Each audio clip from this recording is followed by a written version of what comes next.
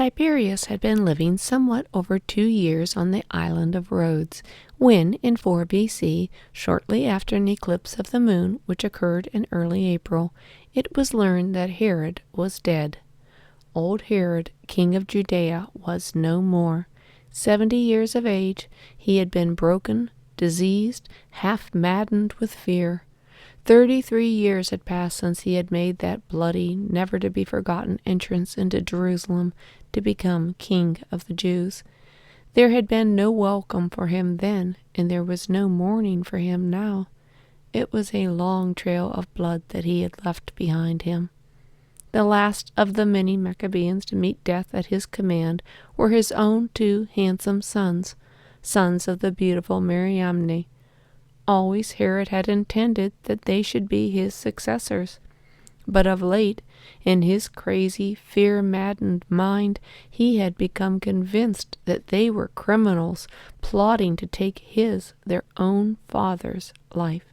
3 years before, just before his death, Herod had grown suddenly suspicious of another son by another one of his wives, and had him done away with also. "I would rather be Herod's pig than his son," remarked Augustus when he heard of it. With pork being a forbidden meat to the Jews, the pig, at least, Augustus assumed, would have a chance to live. Death by poison had been Herod's all-consuming fear. Not poison, however, but a lingering, loathsome disease eventually brought his life slowly to a close, too slowly for some. There were those among the people who could not wait for him to die before beginning to undo the evils he had done. While he was still breathing, a crowd of wild-eyed young Pharisees, armed with axes and carrying a ladder of rope, climbed up the gate of the temple to where the Roman eagle had been hung. They tore down the hated bird, the symbol of Rome's power, and hacked it to pieces. Ill as he was, Herod roused himself. He had the guilty ones, all 40 of them, summoned before him as he lay on his couch, and later had them sentenced to death. First he reminded them, rather pathetically, of all that he had done for the kingdom, the improvements he had made, the help he had given in the time of famine, the great temple he had built. Did all that count for nothing? Upon his death, Herod's kingdom was divided among 3 of his remaining sons, according to his will. Herod Antipas was made ruler of Galilee and Perea. Herod Philip was to be ruler of the northeastern district. Archelaus was to be king in Jerusalem. Before Archelaus could leave for Rome to have the will approved, revolt against Rome broke out in Jerusalem.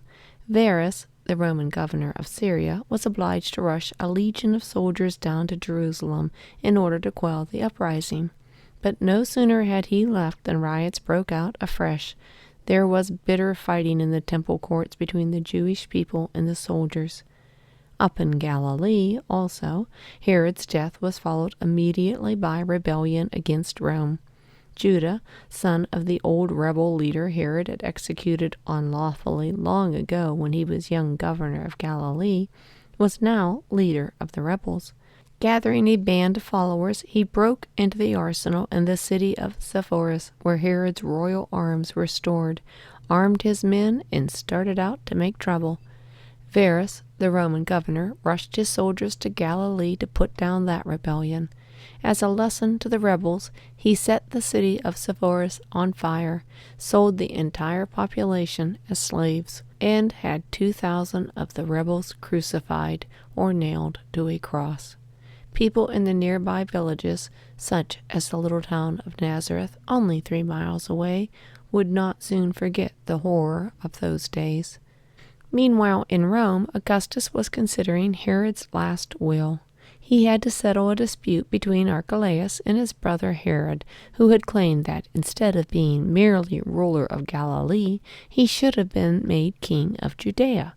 Augustus upheld Archelaus, except that he took from him the title of king, calling him only ethnarch or ruler. There was now no king of the Jews, and there never would be another. But that the Jewish people did not nor could not believe. Had not they been promised a king, a ruler anointed by God, a descendant of David? Hope for the Messiah, that promised king, flared up again, stronger than ever before.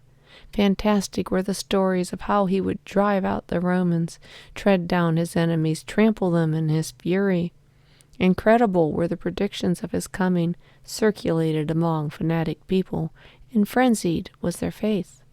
Now at last, surely, the day of the Messiah had come. News of Herod's death and of the rebellion which followed must have reached Tiberius by letters from Varus, the governor, from Augustus, and from his mother Livia. By such means he must also have learned how well Herod had remembered the imperial family in his will.